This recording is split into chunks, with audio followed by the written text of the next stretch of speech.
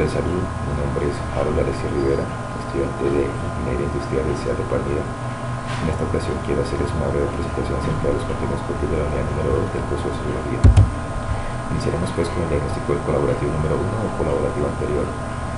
La mecánica de la actividad desarrollada permitió un acercamiento inicial a la manera como se realiza la contratación de un empleado de acuerdo con la necesidad de la vacante que se pretende ocupar, desde el momento mismo de la postulación de los interesados o candidatos hasta la vinculación definitiva del candidato elegido, para lo cual fue necesario elaborar el contrato de trabajo, así como el evidenciamiento de formatos y formularios concernientes a la afiliación del empleado a la seguridad social.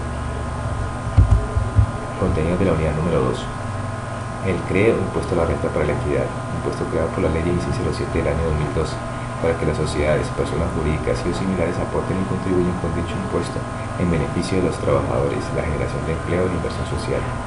Para mayor claridad o para despejar dudas, tengo publicado este link, el cual pueden visitar.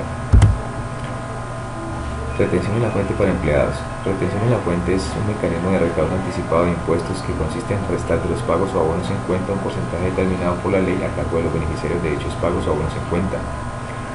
De acuerdo a la ley 1607 del 2012 hay una clasificación de las personas naturales residentes en Colombia.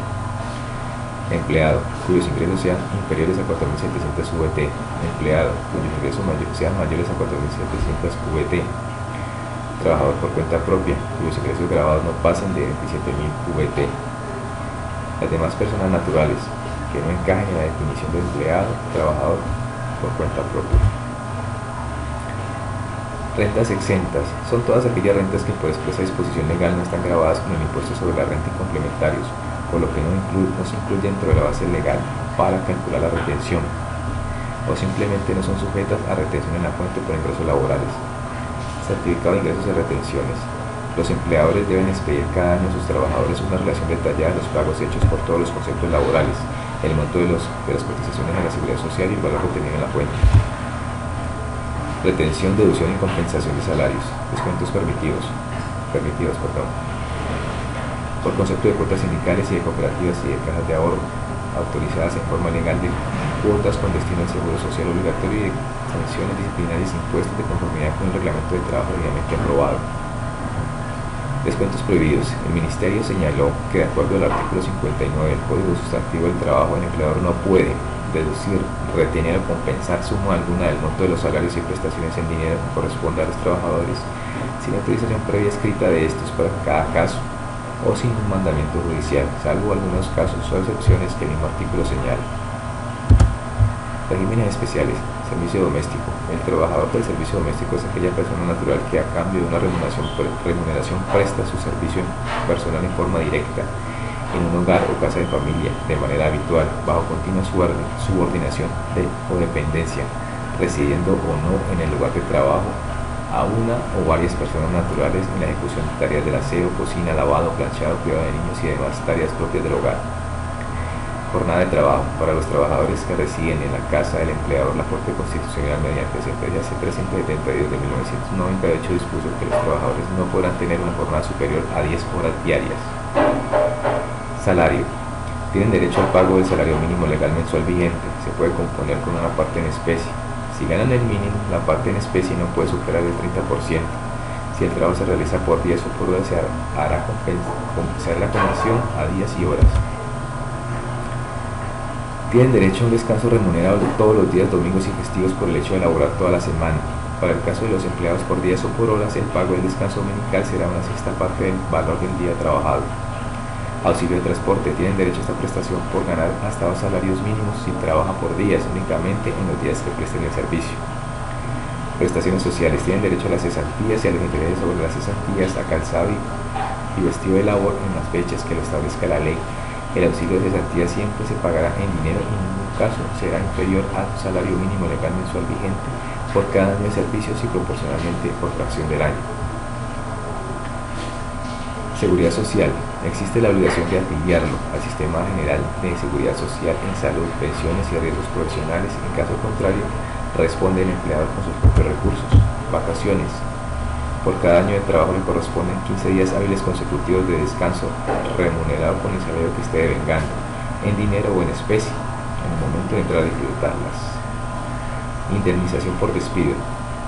Si se da la terminación del contrato por decisión unilateral y sin justificación por parte del empleador, este debe cancelarle al trabajador el valor de la indemnización que consagra la ley. ¿Qué trabajadores no se consideran del servicio doméstico? No son del servicio doméstico los que ejecutan las labores mencionadas dentro de una empresa, club social o establecimiento comercial, colegio, hacienda y en general unidad de explotación económica, aunque sea empresa sin ánimo de lucro. Los trabajadores que cumplan actividades preferentes de cedaduría en fincas o casas de recreo carecen del carácter de trabajador doméstico y se rigen por el sistema prestacional ordinario. Adopción de reglamentos. Reglamento interno de trabajo. Está obligado a tener un reglamento de trabajo todo empleador que ocupe más de 5 trabajadores de carácter permanente en empresas comerciales o empresas industriales, o más de 20 en empresas agrícolas, ganaderas o forestales. En empresas mixtas, la obligación de tener un reglamento de trabajo existe cuando el empleador ocupa más de 10 trabajadores. Protección de la salud y seguridad del trabajo.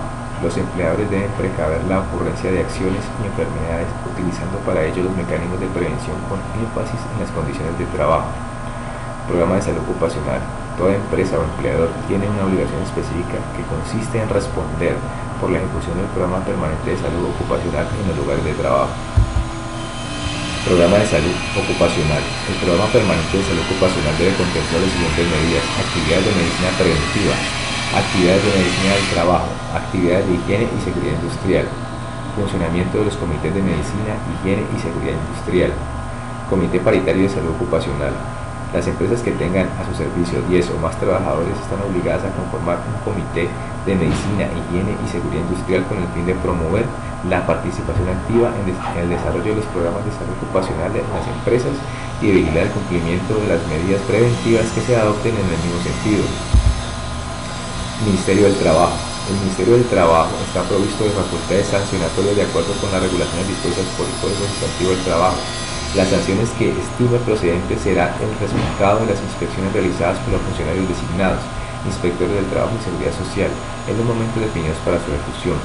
Además, los funcionarios pueden hacer comparecer a los empleadores a sus despachos para exigirles informaciones pertinentes a su misión, la exhibición de libros, registros, plantillas y demás documentos, la obtención de copias o extractos de los mismos.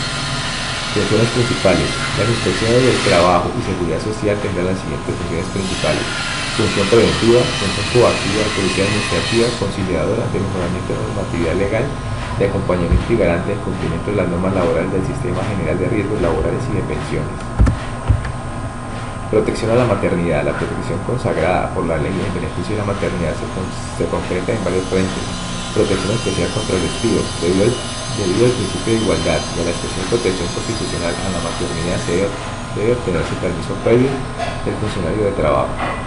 Licencia remunerada de 14 semanas en época del parto, remunerado con el salario que deben al entrar a disfrutar del descanso. Es asumida por la EPS a la que se encuentre afiliado el trabajador, pero el empleador debe pagarla directamente a la trabajadora de acuerdo con el sistema de autorización de aportes.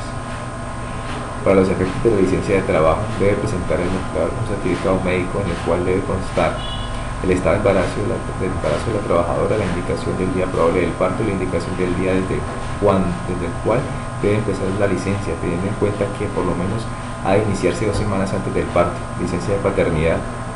La trabajadora que haga uso del descanso remunerado en la época de parto tomará 14 semanas de licencia a que tiene derecho según la ley.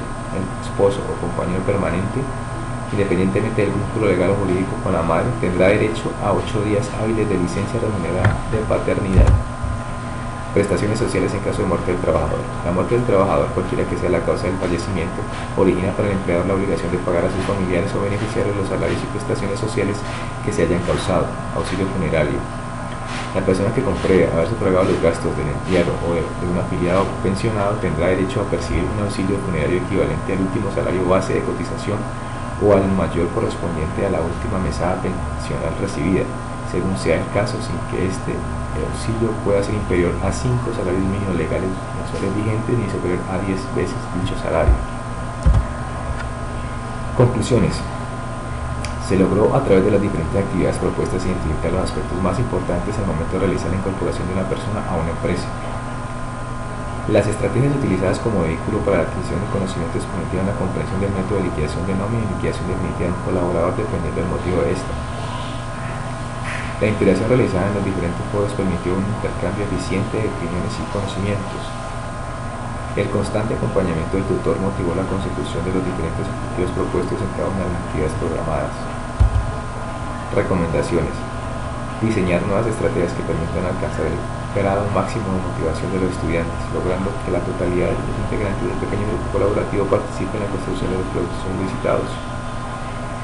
Mayor claridad en las instrucciones contenidas en la guía de actividades, que en algunos apartados son un tanto confusas. Quedan publicadas las referencias bibliográficas utilizadas en la construcción de este documento. Muchas gracias.